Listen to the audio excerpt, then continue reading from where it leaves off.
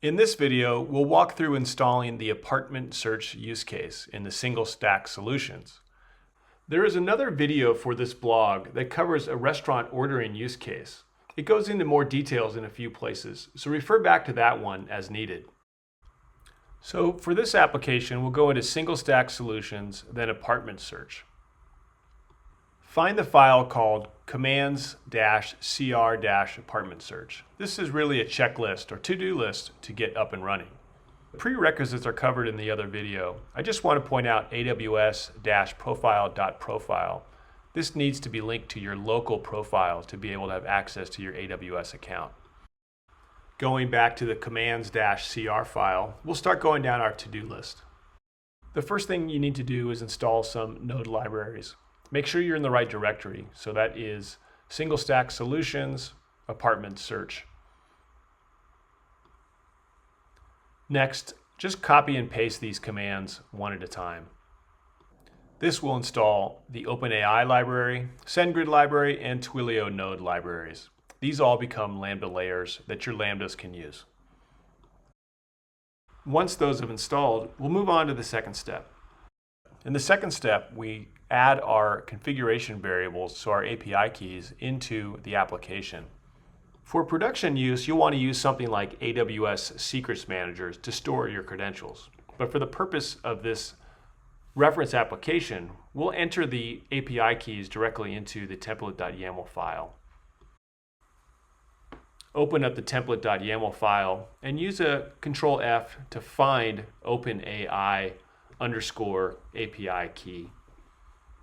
Uncomment the line here where you can then enter your API key directly, and comment this line out that uses AWS Secret Manager.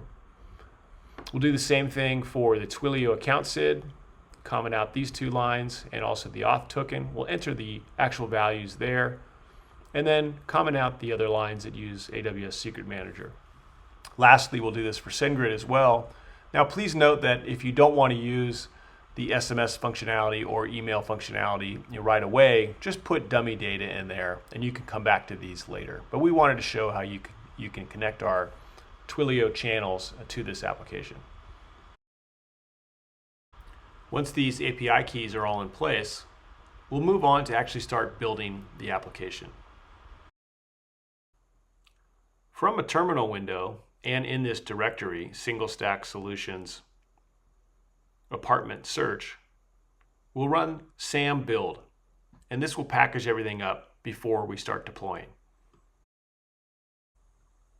With that run, we'll copy this entire line. This is the command we use to actually deploy the application to your AWS account. Notice that this command references the template.yaml file, which is the CloudFormation file, also the AWS profile, which is your local profile. And then lastly, it has the ---- guided. Use that the first time you deploy, as it'll prompt up this interactive window. Enter the name of the stack, which is CR apartment search. Be sure to select US East 1. And then you can select the default values for these next couple, but then make sure for call setup function has no authentication, is this okay? Select yes. For production, you'll want to secure this endpoint. You can use default for the remaining questions. This will then launch the deployment, and it'll take about 3 minutes to run. With everything deployed, switch over to the AWS console and then go to CloudFormation. And you'll see this new stack has been spun up. CR apartment search, APT search. And click into it, and then we can look at resources and see everything that's been spun up for this stack. Go through these at your leisure, but then go over to outputs and copy this value. This is what we'll use to connect a Twilio phone number to your new application. Over in the Twilio console, under active numbers, select the number you want to use and then paste that URL for a call comes in webhook. Save that configuration. And now Twilio knows what to do when that number is called. Back to our code base in our to-do list, we've now linked the AWS REST API endpoint to Twilio, and now we need to load some data. These two commands load data into the newly created DynamoDB instance. One is for the configuration file for this use case and prompt, and the other is for a database of apartment data. So copy, paste, and run each of these commands. Now, if you want to see what they're referencing, go into configuration and then Dynamo loaders, and you can view in more detail and change them as needed. Let's go back over to your AWS console and then the DynamoDB service. And then under tables, we'll go to the CR APT search database table and then explore tables. And we can then look at the two items that we just created. There's the apartment search use case, which contains information for the prompt and also parameters for conversation relay. These all can be changed dynamically and changed from this GUI as you work through building out your use case. The other file in here is apartments. So this is a simple database for data about the apartments available for this demo use case. To make this a real application, we have some apartment appointment data as well. So using this command in the next step in the to-do list invokes a Lambda file that builds out a whole bunch of available appointments. So go ahead and copy and paste that and then run it.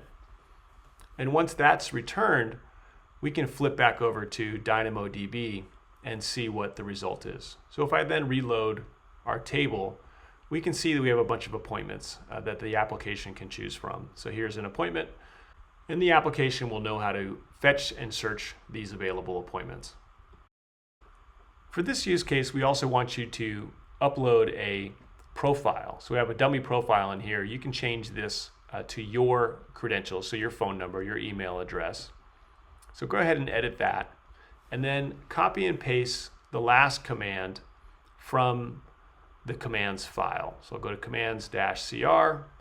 I will copy and paste this command, and this will load a profile into DynamoDB automatically based on whatever is in that file, configuration profile. And this will make it so that when you call in, it'll know your name and be able to do more interesting things as you build your application out. Okay, with all this in place, we're ready to make a call. So let's make an appointment to view an apartment.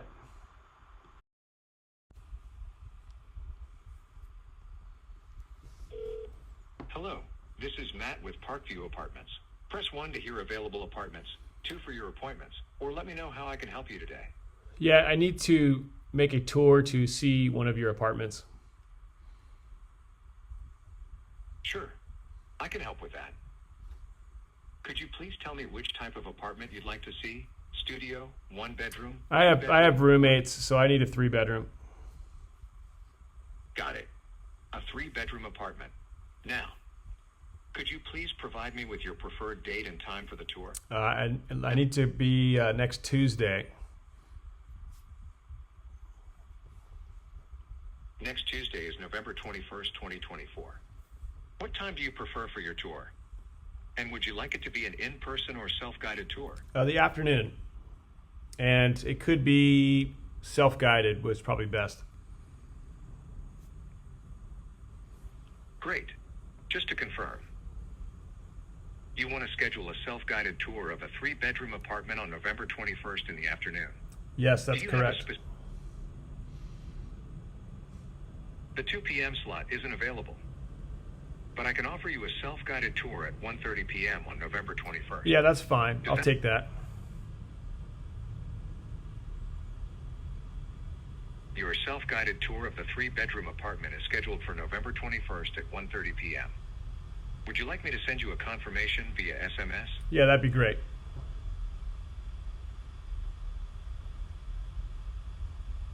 Your self-guided tour of a 3-bedroom apartment is scheduled for November 21st at 1:30 p.m. An SMS confirmation has been sent to your phone. If you need anything else, just let me know. Okay, great. With a call in place, you can go back to your DynamoDB instance and then use query and then use the index, and then for your partition key, select connection. That'll bring up all the connections available. Then switch back over to the table and enter that partition key. And that will bring up all of the conversation chats for that entire call. So here is the parent record, which has all the call data available. And then if I go back and I look at a different one, these are all the different chat messages going back and forth. Of course, the first one will be the prompt, and here's one from the user. So I'm here saying 11 is fine for that particular call. And here's another one. The assistant is confirming a time on Monday. So be sure to watch the other 2 videos for this blog, but everything you need to start building AI-backed voice applications is here. Thanks for watching.